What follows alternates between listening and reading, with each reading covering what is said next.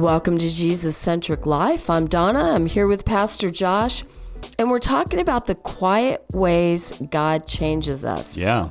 Quiet is not a word that is usually used to define me. No. But it's, I think what we're looking at is the less dramatic spiritual moments and that quiet voice. Yeah. Do you believe our culture is drawn to the dramatic spiritual moments, or do you feel like they're drawn to the quiet, less dramatic moments?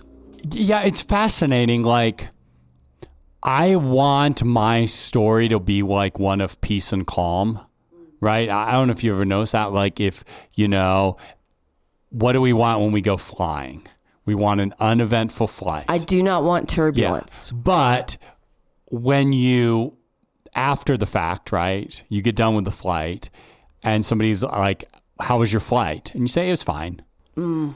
Rather than, let me tell you about it. Like this and this and this happened, right? That's the story we want to tell. And like we've got, we actually recorded it before today, but it's going to air after. We've got some kind of dramatic stories coming up for you guys. But I think like it's good to kind of, before we get to those, like talk about the fact that God does most of the formation through the mundane, ordinary, average situations, the things that maybe don't give you the testimony. Like you're not going to get on the podcast and share this testimony of, over the last 40 years, God's kind of taught me one little thing every day. And like, that's pretty cool where I am in faith now. I went up to the mountain and just sat there, but I never heard the voice of God. Yeah. We're not, nobody's going to listen to that podcast of, the little ways you grew over 40 years. But I think like even with the people we're going to talk to, like, the growth of God hasn't come just in those dramatic moments. It's come in those little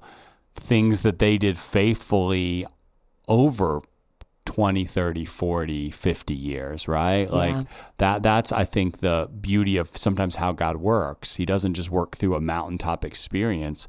He works through the little things that he does on a daily basis. Yeah, both have their value. Oh, yeah, for sure. For sure. Yeah. So when we look at when we look at those dramatic spiritual moments, again, why does our culture seem to really gravitate to those? I think because they're interesting and fun. It's like people love drama, right? You're like, I don't like drama, but then watch the movies you watch the even action movies. Like they're fun because of the drama that exists in it. Like everybody loves drama. We just don't want to be a part of it, except when we want to watch it from the sidelines, kind of a thing. We don't want it to be our life, and so I think like we're attracted to it. We're attracted to the crazy story. We're attracted to the thing that is unreal. We're attracted to the thing that sounds unbelievable, right? Like that's just, I think, our human nature, and so.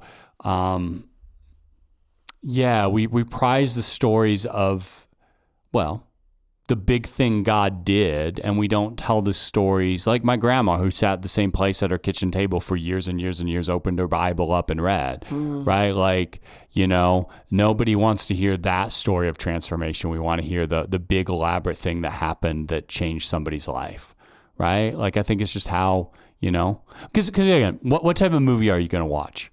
I'm going to watch, I like war movies. You like war movies. Yeah, you want the action. You want, Tom Hanks storming the beaches of Normandy, right? I love that. Like that's what you want. You don't want the story of you're not going to watch a movie of the grandma who sat down at her table, prayed for each of her grandkids by name, opened her Bible, read her Bible, and then closed it in prayer and made breakfast for her husband, right? Like nobody's going to watch that story. Now again, I respect it. Yeah. But that's not where I'm going to gravitate to, right? And so that means that you're not going to hear that story, right? Yeah. Like you're going to hear the story of the radical transformation, right? That happened because of this crazy moment where God showed up and did this miracle, which, by the way, is really cool when God does. Like, I'm not undermining that. But like we miss the story of the average ordinary in the midst of our wanting the story of extraordinary. Can you even say that again? Probably not. We miss the story of the ordinary, extraordinary transformation that God makes because we're just looking for the extraordinary story. Yeah, that's really good. But he does his greatest transformation through ordinary. So how do we discern when God is being quiet and we're not paying attention? Yeah, that's a good one. Maybe we can jump to a verse that kind of sums this up and then maybe talk about it if that's okay. Yeah. So this is in 1 Kings 19:11 through 13. One of those kind of lesser known stories, but it's about this guy by the name of Elijah, who's a prophet, which is a good name, by the way. I named one of my kids Elijah, but it's about Elijah the prophet, and God was going to talk to him. And so he said, that's God. This is 1 Kings 19:11 through 13. He said, that's God. Go out and stand by the mount before the Lord. And this was under the context that I'm going to talk to you. God had told him, I'm going to talk to you. And behold, the Lord passed by, and a great wind tore the mountain and broke it in pieces, the rock before the Lord. But the Lord was not in the wind. And after the wind was an earthquake, and the Lord was not in the earthquake. And after the earthquake was a fire, but the Lord was not in the fire. And after the fire was the sound of a low whisper. And when Elijah heard it, he wrapped his face in his cloak and went out and stood at the entrance of the cave. And behold, there came a voice to him. And so I think that's just absolutely fascinating that God would work in that way, that he would work not through the big things, but through that still small voice, right? Do you think it's situational when God does that? Do you think it's like it depends on who he's got that lesson for or what he's doing? Do you know what I mean? Yeah, I think sometimes God needs to do a big things to catch our attention, right? I think that's clear, and he will do that. But that doesn't mean he promises to do that for everybody, right? Like just because somebody else had this big story doesn't mean you're going to get this big story. Yeah, I think we talked a little bit about that a few podcasts ago. Yeah. With, we don't even remember now, but it doesn't matter. But yeah, sorry about that. No, that's fine. But yeah, I think sometimes God does that. But I think how often do we miss what he's saying because we're not going to the places where he promises to show up, right? Like, I'll be quite honest, scrolling reels on YouTube or shorts on YouTube is way more fun than opening my Bible, right? It's way more interesting, way more exciting. And I can even, curate it so it's just giving me Christian content and what other pastors or thought leaders in the Christian church think. Like, I can even curate it that way, and it's way more entertaining, right? Like their good lighting and how they're dressed and what they're saying. And, that's way more entertaining. It's way more interesting. It's kind of the earthquake or the fire, right? Like, I don't know if you've noticed, like when there's a fire, like people show up to watch it. Right. 'Cause it's like, oh, something's going on here. And it's easy for us to think because it's exciting, it must be from God, right? Because it's exciting, it must be from God. The still small voice isn't exciting. And I think sometimes like the analogy of the Bible versus shorts or reels or whatever is actually pretty telling. Like, it's way easier to sit there and scroll to the next video than it is to open God's word. But I think he works through that still small voice. And I think I don't want to undermine the Bible and say that it's small, but I think what I'm saying is I think sometimes we treat it like it is. We treat it like it's kind of like, I got to do my Bible reading today. Like even Christians that do our Bible, how much do we say, well, I have to do my Bible reading? Oh, yeah. And then you talk to people that just astound me, right? Like that just love the Bible and yearn to be in it, and it's just so amazing. But they've kind of learned to grasp and listen to that still small voice in a way that even as a pastor, I'm still growing in, to like listen to that still small voice where he speaks through his word.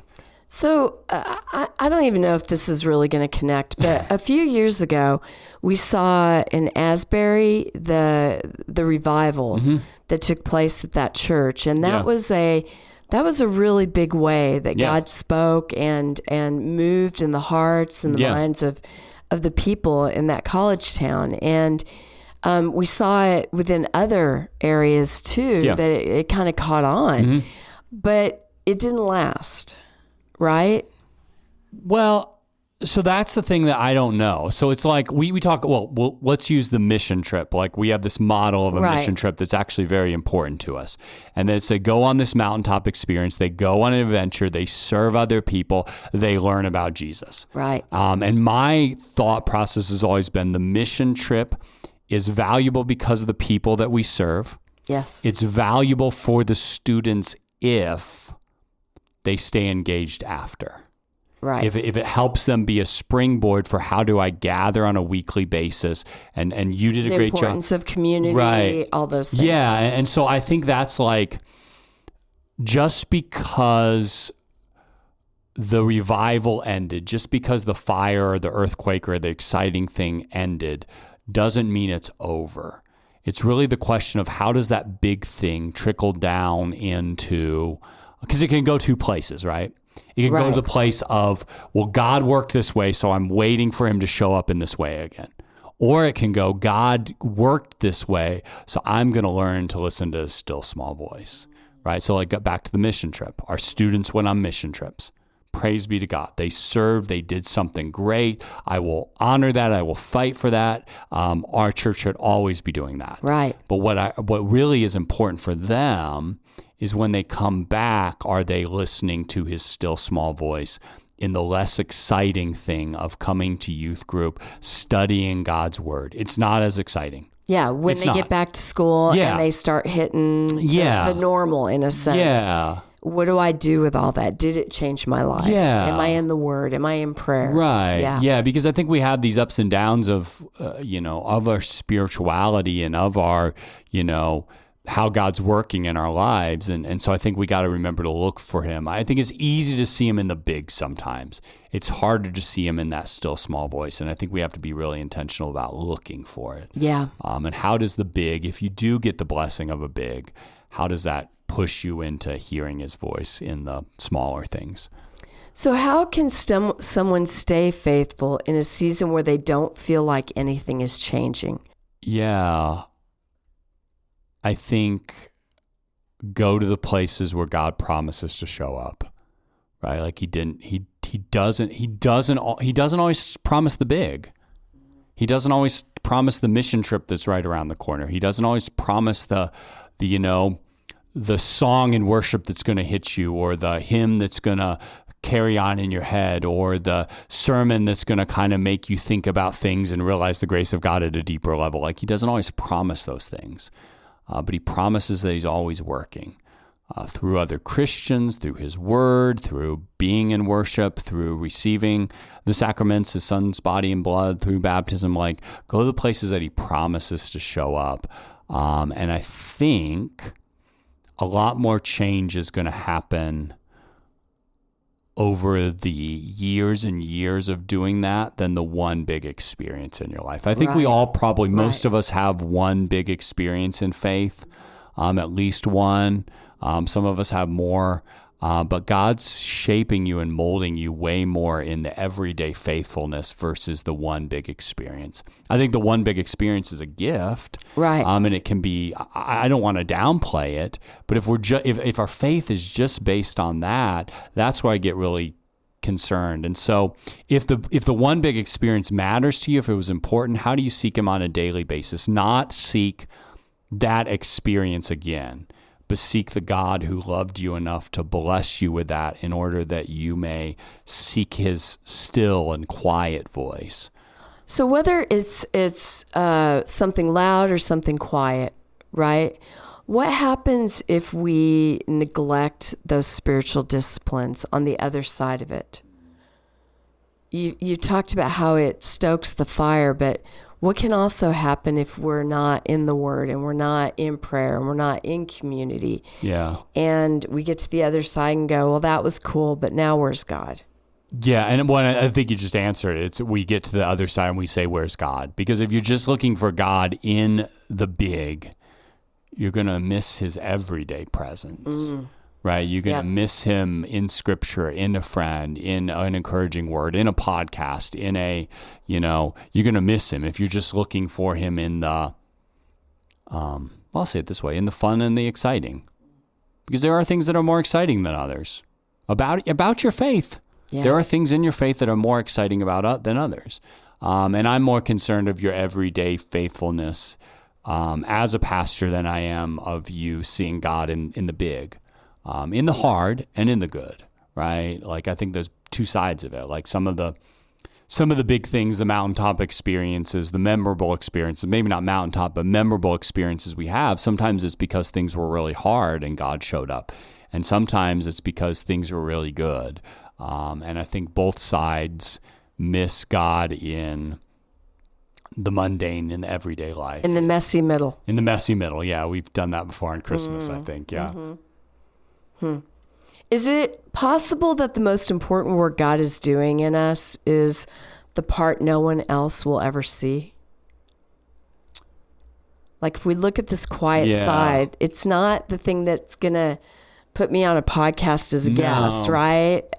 I mean, is it possible that that's the most important thing God does? No, yeah, I think it is. Carey Nieuwhof, who I quote a lot, says that you got to build your character as much as your competency. And I think that's really important. And character is only built through doing the right things with God on a regular basis. Like, I think that's really and by doing it with other people, like, that's the only way we build our character.